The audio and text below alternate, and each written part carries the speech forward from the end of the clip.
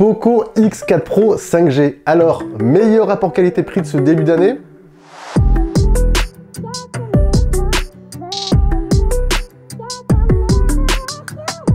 Hello hello, comment va? J'espère que tout va bien de votre côté. Aujourd'hui, on se retrouve pour tester ce smartphone. Un smartphone très intéressant, comme on va le voir. Mais pourquoi intéressant, vous me direz? Eh bien, ce smartphone m'a fait globalement bonne impression. Très rapido pour celles et ceux qui ne connaissent pas Poco. Poco est une ancienne filiale de Xiaomi et Poco aujourd'hui se veut totalement indépendant et se veut comme une marque à part entière. L'ADN de Poco, c'est quoi? C'est de proposer de bons smartphones avec un bon rapport qualité-prix performance. Alors, ce Poco X4 Pro 5G, tout droit dans la lignée de Poco, eh bien on va voir tout ça dans ce test.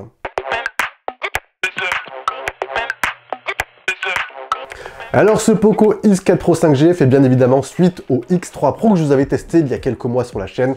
Un smartphone que j'avais globalement bien apprécié, qui avait comme argument principal, argument numéro 1, de proposer de bonnes performances, voire des performances haut de gamme, à un prix très attractif autour des 250 €.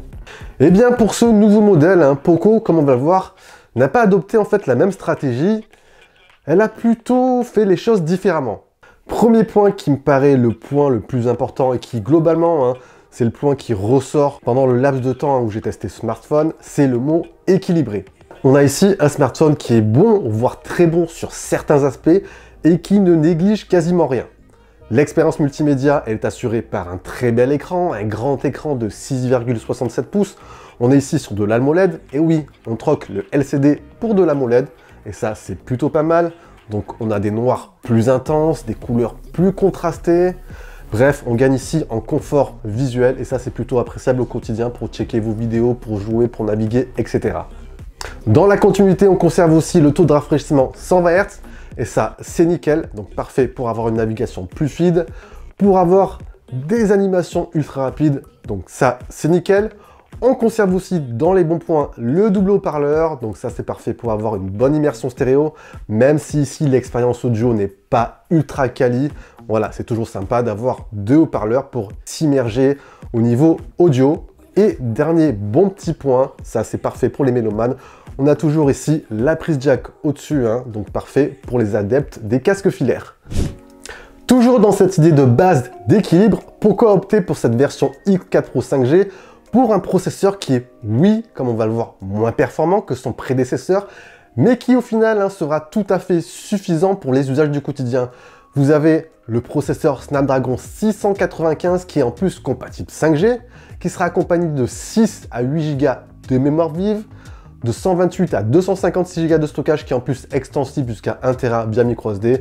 Bref, au final, on est sur un processeur, sur une configuration qui sera tout à fait optimale pour le public visé et pour les tâches basiques du quotidien. Après, j'ai un petit conseil au passage. Si vous êtes un adepte des jeux vidéo sur smartphone, un gamer sur smartphone et que vous avez un petit budget, je vous conseille peut-être plus de viser le X3 Pro de l'an dernier, la version précédente, qui sera peut-être plus à l'aise pour ce type d'utilisation. Alors ici, on a une version X4 Pro qui pourra, oui, faire tourner les derniers jeux 3D, mais voilà, on fera peut-être plus de concessions sur les graphismes, sur la qualité graphique, pardon, et sur la fluidité au long terme. Donc oui, ici, Poco a fait quelques concessions sur les performances pures, mais on a un smartphone qui est compatible 5G, qui sera tout à fait à l'aise pour les tâches basiques du quotidien, et qui aussi sera plus efficient. On a ici une meilleure optimisation logiciel batterie, donc on a un smartphone au final qui consomme moins que le X3 Pro, et ça, c'est un bon point aussi. En parlant de logiciel, tenez, le smartphone tourne sur l'interface MIUI de Xiaomi à la sauce Poco. On est ici basé sur Android 11 en espérant rapidement l'arrivée d'Android 12. Bon alors, MIUI, si vous me suivez, c'est une interface que vous commencez à connaître par cœur. Avec ses bons points, pas mal de configurations possibles, mais aussi ses défauts. Les petits défauts que perso j'apprécie pas trop, c'est que de base, vous avez un nombre important d'applications inutiles. J'en ai compté ici une bonne vingtaine. Donc, de base, je vous conseille de les supprimer pour avoir un smartphone mieux optimisé. Et second petit défaut à mes yeux, la politique de mise à jour Android n'est pas forcément la meilleure. Après, pour contrebalancer ça, on a tout de même une interface qui est assez pas mal en termes de personnalisation. Vous avez une interface qui est assez fluide en termes d'animation. Dans les paramètres, vous allez pouvoir configurer votre écran, bon je pense que vous connaissez par cœur, voilà, vous avez pas mal de choix au niveau schéma de couleur, etc. Vous avez pas mal de possibilités possibles, vous avez également l'Always On Display qui est assez fourni en termes de personnalisation, ça c'est plutôt sympa. On retrouvera aussi un petit point que j'aime bien, que j'ai découvert, au niveau des paramètres supplémentaires, vous avez ici, hop, extension de mémoire, c'est-à-dire que vous allez pouvoir prendre 2 Go de votre stockage pour les transformer en 2 Go de mémoire vive. Donc si vous partez sur une configuration 6 Go de mémoire vive, vous en aurez 2 de plus, donc 8, voilà, c'est toujours sympa pour avoir un smartphone fluide lorsque vous exécutez plusieurs applications en même temps. Bref, hein, on a ici une interface assez fournie sur ce plan-là. Cette notion d'équilibre, elle se ressent aussi sur la partie photo.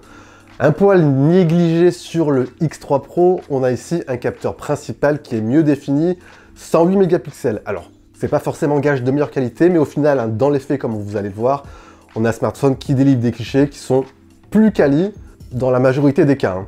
Le grand angle, ça sort plutôt bien quand les conditions sont réunies, hein, je le trouve précis. Comme vous le voyez, on a un bon niveau de péquier, surtout au centre de l'image, légèrement moins en périphérie. J'ai par contre remarqué quelquefois une légère tendance à sursaturer au niveau des couleurs, mais globalement, c'est franchement pas mal. L'ultra grand angle est honnête pour sa part. Ensuite, même si on note une incohérence des couleurs avec le capteur principal, ça reste tout de même assez honnête pour ce type de segment. Et pour finir de nuit, c'est un petit peu moins quali qu'en pleine journée, mais voilà, en activant le mode nuit, ça apporte un peu plus de lumière, un peu plus de détails en pose longue. Pour vos selfies, vous avez à l'avant un capteur principal avec une définition de 16 mégapixels, assez correct hein, pour les vidéos TikTok ou pour vos selfies. Très bon en multimédia, de bonnes performances, une partie photo assez cohérente et pas mal. Il excelle aussi sur la partie autonomie. Alors qu'ici, on a une batterie qui est un petit peu plus petite que le X3 Pro, 5000 mAh contre 5160 mAh. On a un smartphone au final qui se veut au quotidien plus endurant. Hein. Cela est dû à quoi? Cela est dû à un smartphone qui est mieux optimisé, on a une meilleure optimisation logiciel batterie et surtout on a un processeur plus efficient. En restant sur du 120 Hz et en utilisant le smartphone de manière modérée, un peu de navigation, des vidéos et des réseaux sociaux, j'ai pu tenir à peu près une bonne journée et demie, voire 2 jours. Donc ça reste un smartphone au final qui sera quand même très endurant. Et ça, c'est pas mal. Petite cerise sur le gâteau, il arrive avec une compatibilité 67 watts et ça, c'est pas mal. Comptez de 0 à 50%, à peu près 20 minutes. Et pour une recharge complète, à peu près 45 minutes, ce qui est quand même un bon point au quotidien. Donc voilà, un atout non négligeable. Il y a juste au final, côté design, où j'ai peut-être un avis un poil plus mesuré. Alors personnellement, j'adore le côté écran totalement plat, les bordures, le cadre aussi totalement plat. Voilà, on a ici un parti pris que je trouve très intéressant et qui lui confère au final une prise en main qui est facile au quotidien, qui est plutôt pas mal. Par contre, j'adhère un tout petit peu moins à ce module photo vraiment imposant à l'arrière. Ça me rappelle un peu le Xiaomi Mi 11 Ultra. On a ici voilà, un module qui est très imposant, qui est très voyant. Après, ça reste un avis subjectif, hein. Chacun aura son propre avis. Et c'est ça qui est plutôt pas mal. Quelques petits points que je n'ai pas mentionnés durant ce test. Le smartphone est certifié IP53, donc résistant aux éclaboussures et à la poussière. Et côté connectivité, il est compatible avec le Bluetooth 5.2 et le NFC. Alors, bon, comme je vous l'ai dit en intro, ce smartphone m'a fait globalement bonne impression, voire très bonne impression. Alors que son prédécesseur misait sur le rapport prix-performance, ici Poco a choisi plutôt la stratégie du smartphone équilibré. On a certes, oui, un smartphone qui se veut peut-être un petit peu moins performant sur la configuration pure, mais on gagne ici un smartphone qui est compatible 5G, on a une meilleure expérience multimédia avec un très bel écran, on a une bonne expérience photo, on a un smartphone qui se veut plus endurant et qui gagne aussi une compatibilité avec la recharge rapide 67 watts, donc au final, on a un smartphone qui se veut plus complet. Aujourd'hui, si on fait un tour des smartphones sur ce segment tarifaire, autour des 300 €, voire un tout petit peu moins, il se place honnêtement comme une alternative très crédible parmi les Xiaomi Redmi Note 10 Pro, les Redmi Note 11 Pro qui vont bientôt arriver, et les Realme, et j'en passe. Bref, un smartphone que je vous conseille avec un bon rapport qualité-prix. Et voilà les amis, on a fait un petit tour de ce smartphone. Si vous avez des questions, comme d'habitude, n'hésitez pas. Vous envoyez tout ça en bas dans l'espace commentaire. N'hésitez pas à envoyer un gros pouce bleu, à partager la vidéo si vous avez apprécié. On se retrouve bien d'habitude, on se retrouve, comme d'habitude, la prochaine fois pour de nouvelles aventures. Sur ce, je vous dis, prenez soin de vous. Allez, ciao, ciao!